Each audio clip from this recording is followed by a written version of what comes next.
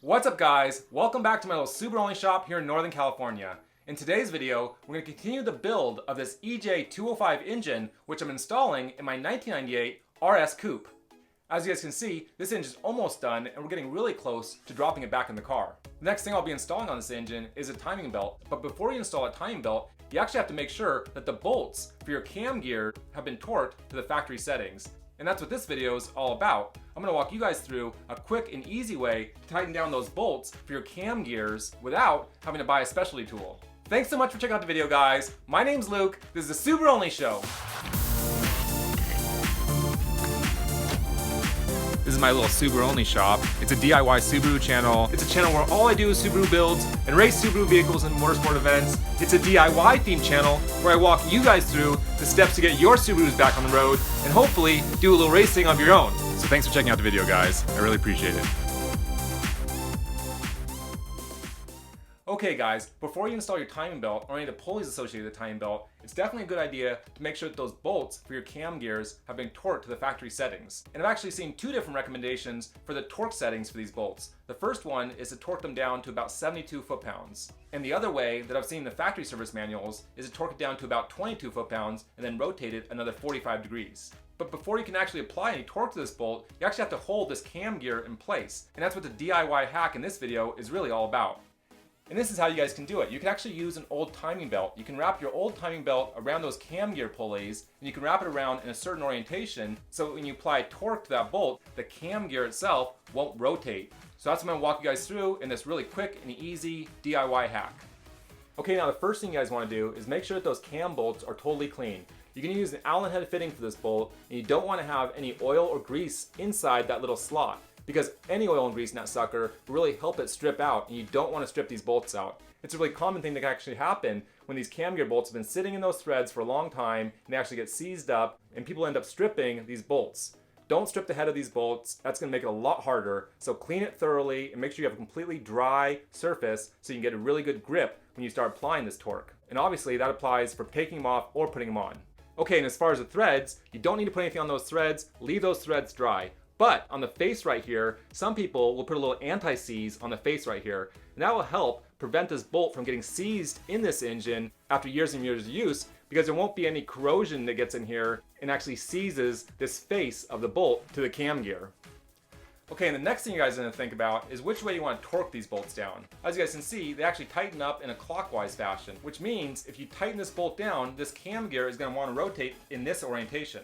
So when we install this belt around this cam gear, we've got to install this belt over this cam gear and lock it in place so that this cam gear is not allowed to rotate clockwise. And this is how you do it. You actually take that old belt and you wrap it around that cam gear. And it definitely helps to use a couple binder clips. This is a really good hack that I use anytime I'm going to install a timing belt on a Subaru engine. So definitely grab yourself a box full of these little binder clips. These are a 1/2 inch size, but I've also used a 3/4 inch size. You can use those binder clips to just kind of hold that belt in place, and I'll wrap it around that bottom cam gear, and then wrap it around that hydraulic tensioner in the main crank gear.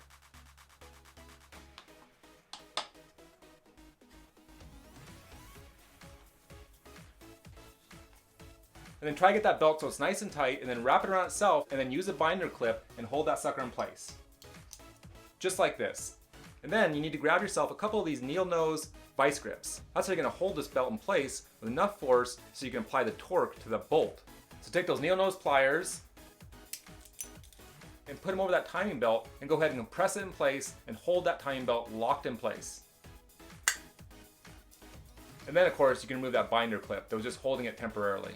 I've actually found that with the torque that we apply to these bolts, using 2 needle nose pliers actually works better.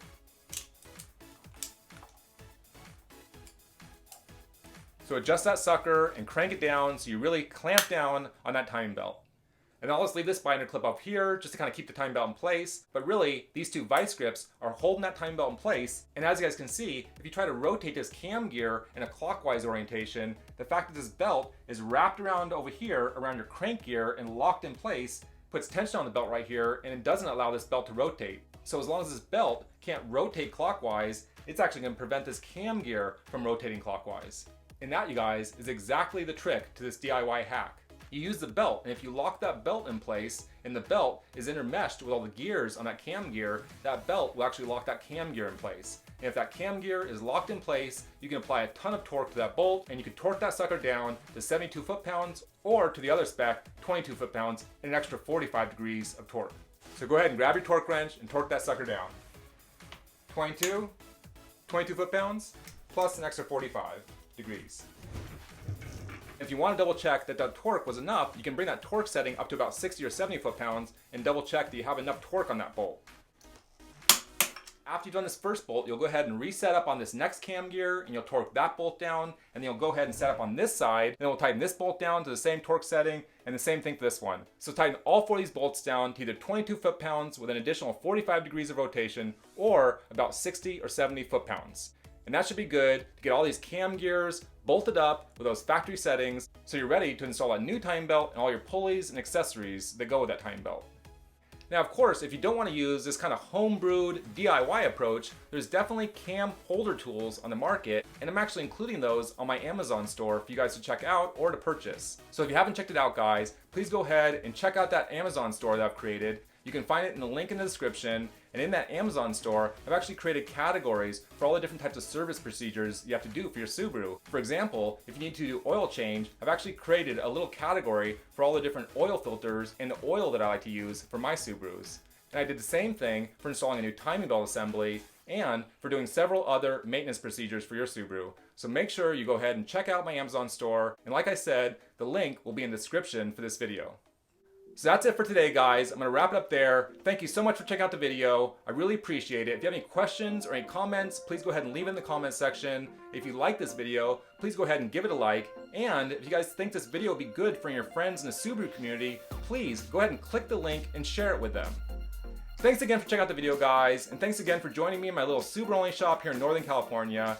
My name's Luke. This is the Subaru-only show. Until next time, guys. Later!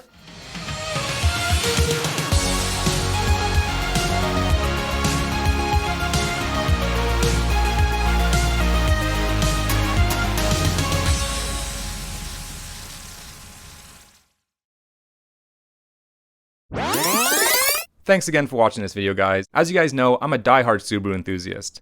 And I've also had the opportunity to be involved in motorsports for over 2 decades now.